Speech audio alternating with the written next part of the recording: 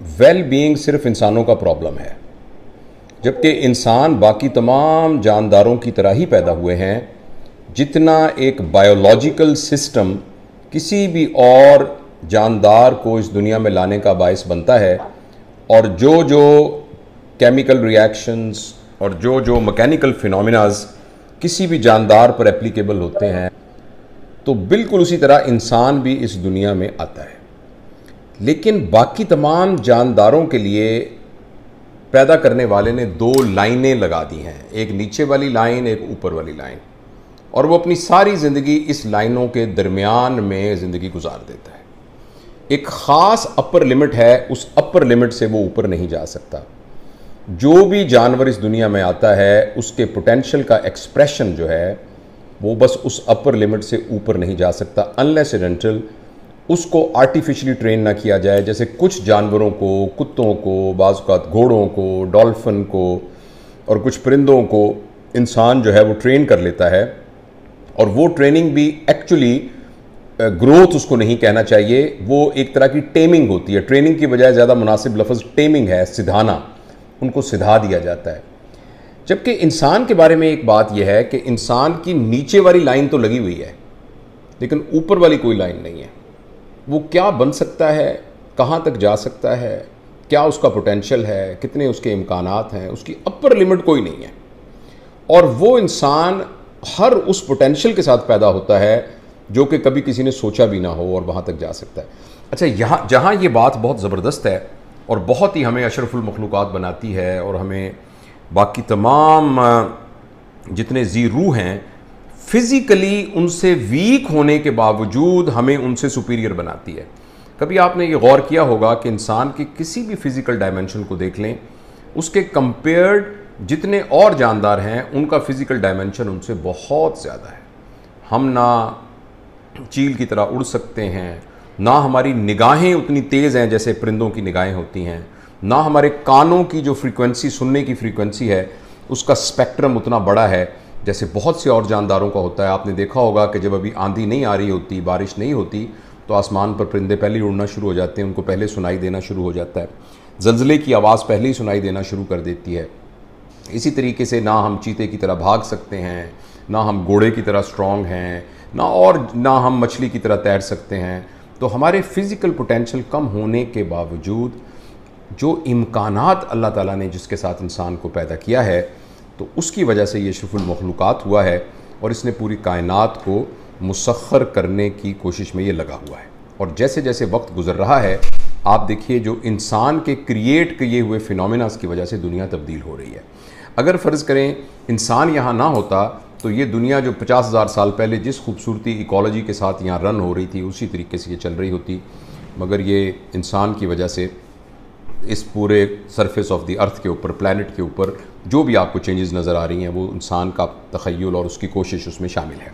जहाँ ये मैंने अर्ज़ किया बहुत ज़बरदस्त बात है, वहाँ इसके बहुत साइड इफ़ेक्ट्स भी हैं, और उसका जो सबसे बड़ा साइड इफ़ेक्ट है वो ये है कि इंसान ने वेल बीइंग को लूज़ कर दिया है। वेल बीइंग जानवरों का प्रॉब्लम नहीं है, जानवरों का प्रॉब्लम सर्वाइवल है। सिर्फ सर्वाइवल से मुराद ये है कि खाना कैसे है, उसका इखराज कैसे करना है, पूरा दिन कैसे गुजारना है, और जो बॉडी के सिस्टम्स हैं वो कैसे रन करने हैं, और जब कोई दुश्मन हमला करे तो उससे कैसे बचना है, और सर्दी गर्मी से कैसे बचना है। और अगर वो ये सब कुछ करके इस दुनिया से आराम चला जाए तो for an animal this is the maximum which can be achieved. लेकिन for humans problem in potentials की वजह से उसके अंदर इस कदर डेवलप हुआ है कि उन पोटेंशियल्स को हैंडल करना उसके लिए मुमकिन नहीं है। ये बिल्कुल आप ऐसे ही समझिए कि एक मोटरसाइकिल है जो कैपेबल है, एक मोटरसाइकिल है जो कि कैपेबल है एक 200 किलोमीटर फ़ी घंटा की रफ्तार से चलने के लिए, राइट। वो एक ऐसे सवार को दे दिया जाता है कि जिसको सिर्फ साइकिल चलाना भी नहीं आता। तो अब वो इतनी बड़ी उसके पास मशीन मौजूद है, लेकिन वो उसके ज़रिए डिज़ास्टर क्रिएट कर देगा। इंसानों के साथ भी ये मसला हुआ है कि इंसान अनफॉर्चुनेटली अपने आप को सिर्फ एक फ़िज़िकल बॉडी समझता है, जबकि वो सिर्फ फ़िज़िकल बॉडी नहीं है। अगर वो सिर्फ फ़िज़िकल बॉडी ही होता तो अनफॉर्चुनेटली इस इंटेलेक्ट और इमोशनैलिटी की वजह से वो अपनी इस फिज़िकल बॉडी को भी उस तरीके से ऑप्टिमम तरीके से इस्तेमाल नहीं कर पा रहा जिस तरीके से कि जानवर इस्तेमाल करके पा रहे हैं। और अपने अगर वो सिर्फ ऑनेस्टली यही समझे कि मैं एक फ़िज़िकल बॉडी हूँ तो तब भी वो जानवरों से इंफीरियर ज़िंदगी गुजारेगा। लेकिन प्रॉब्लम यह है, प्रॉब्लम क्या, एक अच्छी बात यह है जो कि प्रॉब्लम क्रिएट कर रही है कि इंसान की ज़िंदगी का एक दूसरा एस्पेक्ट है जिस एस्पेक्ट का नाम है उसके इमोशंस, और उसका एक और एस्पेक्ट है जिसका नाम है इंटेलेक्ट, और एक और एस्पेक्ट है जिसका नाम है स्पिरिचुअलिटी। ये तीन वो चीज़ें हैं जिनकी वजह से इंसान अशरफुल मखलूक़ात बना है और बाकी जानवरों से मुख्तलिफ हुआ है। और लेकिन चूँकि इस सारे के इस्तेमाल और इसके यानी आपके पास एक ज़बरदस्त मोबाइल फ़ोन है मगर आपको उसके सारे फंक्शंस का ही पता नहीं है। आपके पास एक ज़बरदस्त किस्म की ऑटोमोबाइल है मगर आपको उसके फंक्शंस का ही पता नहीं है। आपको पता नहीं है ऑटोमेटिक गियर कैसे लगेगा, आपको पता ही नहीं है उसके सेंसर्स कैसे हैं। तो जब ये आपके पास आ जाएगा तो आप साइकिल चलाते वक्त जितने कंफर्टेबल थे ना, उससे इतनी बड़ी मशीन हाथ में होते हुए भी आप उससे ज़्यादा यानी उतने कंफर्टेबल नहीं होंगे, बहुत अनकंफर्टेबल होंगे। तो ये मेरे ख्याल के अंदर वेल बीइंग को समझने के लिए ये मिसाल है कि हमारी फैकल्टीज़ बहुत ज़्यादा हैं, हमारा स्कोप बहुत ज़्यादा है, लेकिन उन सब को हैंडल करने की एबिलिटी हमने सीखी नहीं है, जिसकी वजह से हमारे अंदर एक नाखुशी, एक तरह का अधूरापन और एक तरह की परेशानी अंदर रह जाती है। अच्छा, ये प्रॉब्लम अगर आप थोड़ा सा हिस्ट्री में पीछे जाएं और मैं थोड़ा सा जब इसको सर्च करता हूँ और लिटरेचर से, शायद आज से 100 साल पहले के लोगों के मसाइल में से हैविंग वेल बीइंग इतना बड़ा मसला ना हो।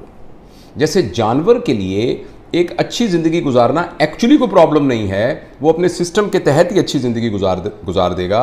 आज से मेरा ख्याल है 100-200 साल पहले जो हमारे एंसेस्टर्स थे, उनकी ज़िंदगी में महदूद वसाइल होने की वजह से दी यूटिलाइजेशन ऑफ द फैकल्टीज़ वो ऑप्टिमम थी या नियर ऑप्टिमम थी, इसलिए उनका भी वेल बीइंग उतना मसला नहीं था जितना आज के इंसान का मसला है।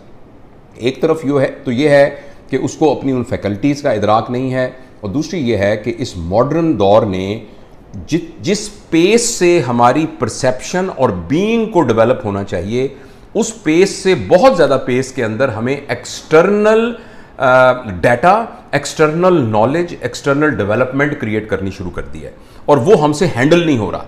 और उसके ना हैंडल होने की वजह से फिर एक sense of ill being create हो रही है instead of sense of well being.